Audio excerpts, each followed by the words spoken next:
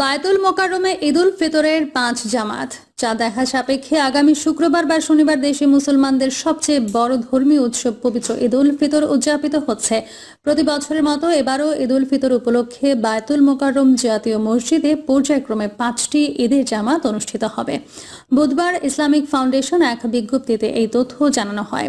বিজ্ঞপ্তিতে বলা হয়, ঈদুল ফিতর উপলক্ষে দেশের প্রধান ঈদ জামাত সকাল 8:30টায় জাতীয় ঈদগাহে অনুষ্ঠিত হবে।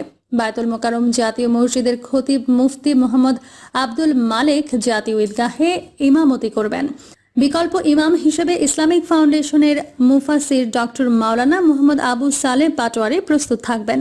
ঈদুল ফিতরে বায়তুল মোকাররম জাতীয় মসজিদে পর্যায়ক্রমে 5টি ঈদ জামাত সকাল 7টা, সকাল 8টা, সকাল 9টা, সকাল 10টা এবং সকাল 10:45 অনুষ্ঠিত হবে বলে জানিয়েছে ইসলামিক ফাউন্ডেশন।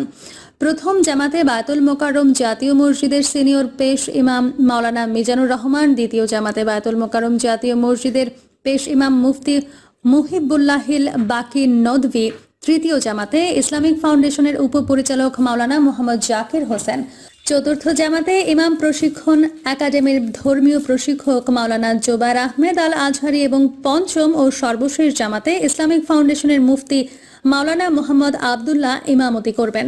এ সময় বিকল্প ইমাম হিসেবে ইসলামিক ফাউন্ডেশনের সহকারী লাইব্রেরিয়ান মাওলানা শহীদুল ইসলাম প্রস্তুত থাকবেন বলে বিজ্ঞপ্তিতে জানিয়েছে ইসলামিক ফাউন্ডেশন।